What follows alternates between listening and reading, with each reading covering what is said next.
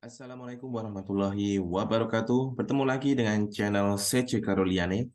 Kali ini kita akan membahas prediksi soal SJT, Situational Judgment Test, untuk kategori pelamar P2 dan P3 di PPPK Guru tahun 2023. Baiklah, Bapak Ibu, ini adalah soal prediksi untuk referensi Bapak Ibu untuk persiapan tes.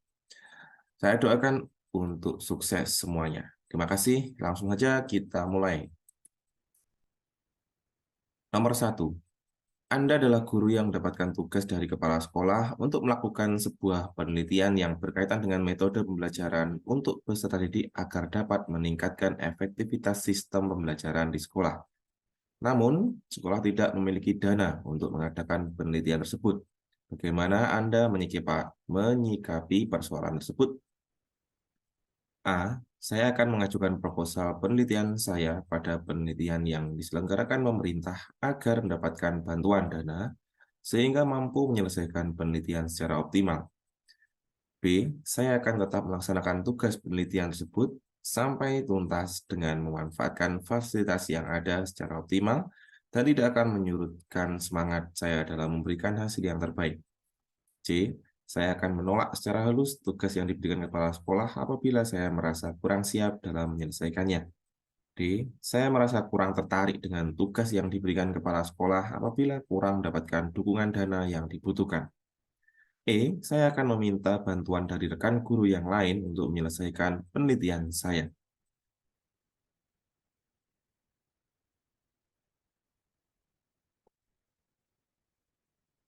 Jawaban yang paling tepat di situasi seperti ini adalah B.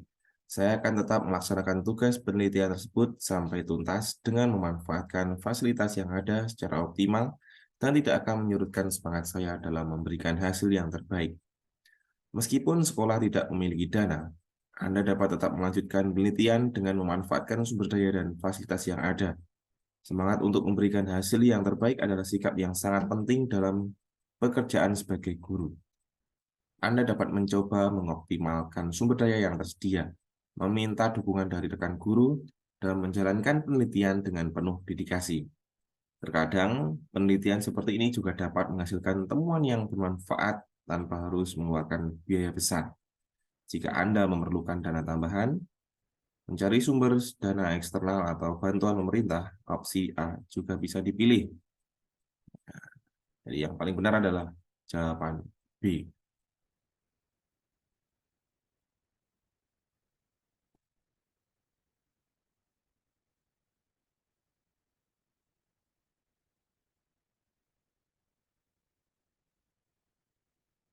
Nomor 2. Seorang guru di tempat Anda mengajar menunjukkan tidak pedulian pada semua peserta didiknya. Guru tersebut hanya datang saat mengajar dan tidak berkenan membimbing peserta didik yang mengalami kesulitan pelajaran. Sebagai teman sejawat sesama guru, apa yang akan Anda lakukan? A. Saya akan mengajukan usulan kepada kepala sekolah agar memberikan teguran pada guru tersebut. B. Saya akan melakukan pendekatan secara persuasif pada guru tersebut agar mau membimbing peserta didiknya yang mengalami kesulitan dalam pelajaran. C. Saya akan mengajukan saran kepada kepala sekolah agar mengevaluasi kinerja guru setiap bulan sehingga diharapkan dapat memperbaiki kekurangan guru dalam melaksanakan tugasnya. D. Saya akan diam saja karena hal ini bukan merupakan tanggung jawab saya. E. Saya akan meminta teman terdekat dari guru tersebut untuk menyampaikan nasihat agar berkenan untuk membimbing peserta didiknya.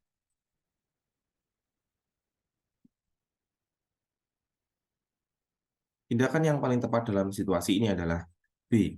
Saya akan melakukan pendekatan secara persuasif pada guru tersebut agar mau membimbing peserta didiknya yang mengalami kesulitan dalam pelajaran.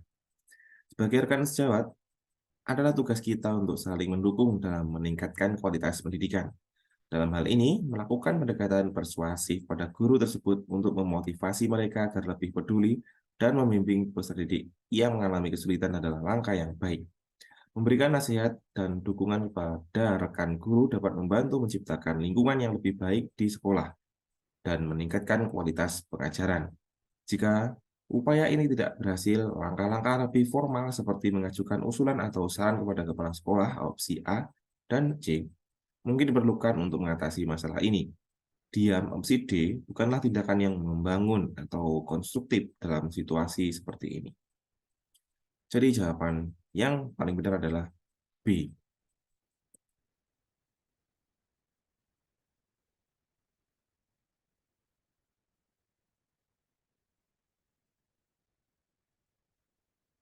Nomor 3, sekolah tempat Anda bekerja memberikan seragam baru untuk semua guru. Seragam tersebut motifnya bagus, akan tetapi berbahan tebal dan panas, sehingga membuat yang memakai tidak merasa nyaman.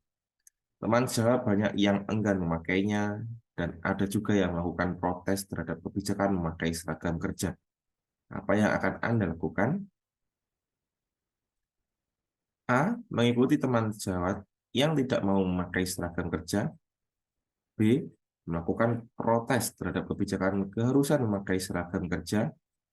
C. Mengikuti aturan yang telah ditetapkan dengan memakai seragam kerja yang sudah diberikan. D. Memilih pasif dalam menghadapi situasi yang terjadi. E. Membeli motif yang sama akan tetapi memilih bahan yang lebih baik untuk dijahitkan sendiri agar tetap kelihatan memakai seragam yang sama.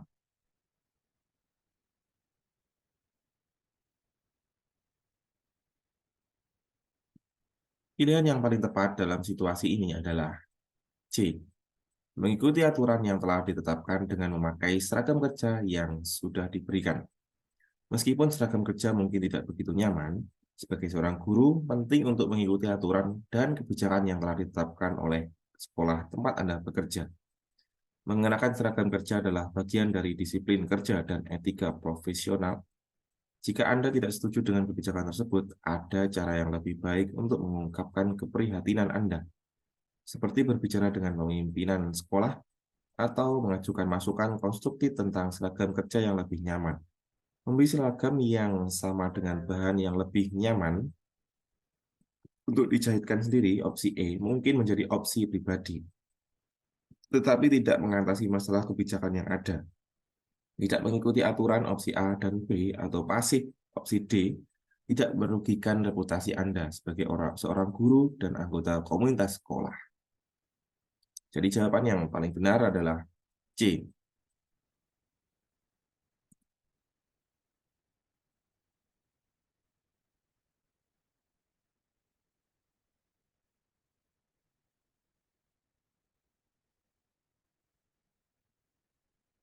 Nomor 4, Anda adalah guru yang bekerja di SMP swasta di Surabaya. Pada suatu hari Anda mendapatkan tawaran pekerjaan yang lebih baik dengan gaji yang lebih besar dibandingkan profesi Anda saat ini sebagai guru. Apa yang akan Anda lakukan? A. Saya akan tetap memilih pekerjaan sebagai guru meskipun dengan kesejahteraan yang lebih kecil dibandingkan dengan pekerjaan lain karena menjadi guru sudah menjadi cita-cita. B. Saya akan tetap memilih pekerjaan sebagai guru meskipun suatu saat nanti saya ingin pindah ke sekolah lain yang lebih tinggi tingkat kesejahteraannya. C. Saya akan menolak tawaran pekerjaan tersebut saat ini, namun saya mau membuka diri untuk menerimanya di kemudian hari. D. Saya akan menerima tawaran tersebut tanpa berpikir panjang dan segera mengundurkan diri secara baik-baik di sekolah tempat saya mengajar. E. Saya akan mempertimbangkan tawaran pekerjaan tersebut demi masa depan yang lebih baik.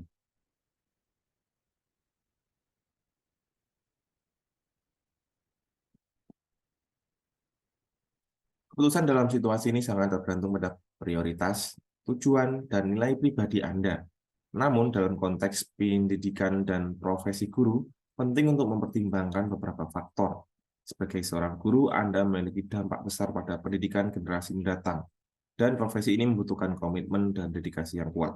Oleh karena itu, pilihan yang paling tepat dalam banyak kasus adalah E. Saya akan mempertimbangkan tawaran pekerjaan tersebut demi masa depan yang lebih baik. Anda dapat mempertimbangkan berbagai faktor seperti gaji yang lebih tinggi, kondisi kerja yang lebih baik, dan peluang karir yang lebih besar dalam konteks masa depan. Namun penting juga memikirkan dampak dari keputusan ini pada peserta didik Anda, sekolah tempat Anda mengajar, dan komunitas pendidikan secara lebih luas. Jika Anda memilih untuk menerima tawaran pekerjaan baru, penting untuk mundurkan diri secara baik-baik dari sekolah tempat Anda mengajar saat ini. Jadi, jawaban yang paling baik adalah E. Saya akan mempertimbangkan tawaran pekerjaan tersebut demi masa depan yang lebih baik.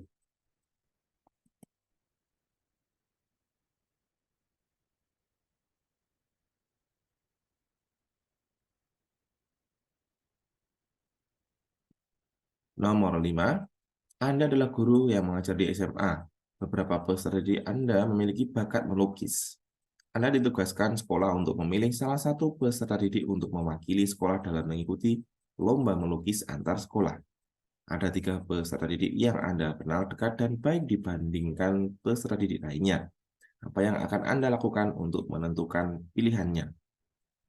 A. Saat memilih perwakilan, saya akan melibatkan guru kesenian dan kepala sekolah agar terjadi objektivitas dalam menentukan pilihan.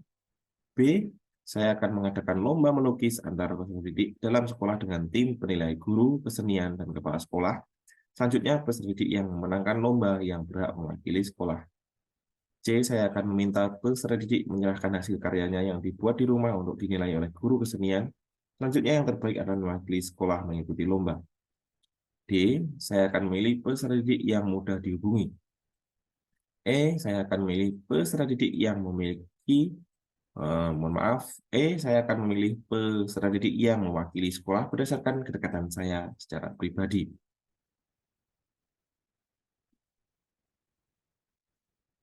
Tindakan yang paling tepat untuk menentukan perwakilan dalam lomba melukis adalah B. Saya akan mengadakan lomba melukis antar peserta didik dalam sekolah dengan tim penilai guru kesenian dan kepala sekolah. Selanjutnya, peserta didik yang memenangkan lomba yang berhak mewakili sekolah.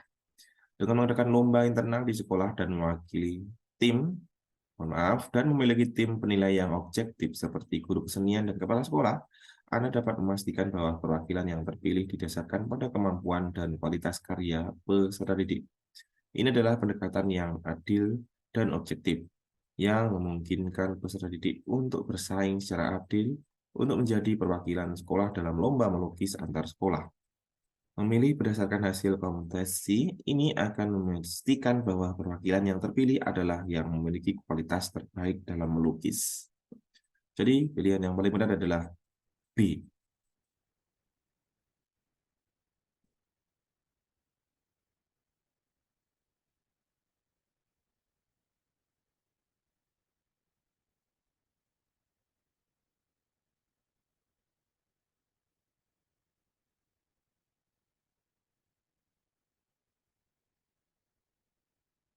Baiklah, sampai di sini dulu untuk prediksi soal SJT. Sampai bertemu di video-video yang lainnya. Semoga bermanfaat dan sampai jumpa di lain hari. Saya akhiri, wassalamualaikum warahmatullahi wabarakatuh.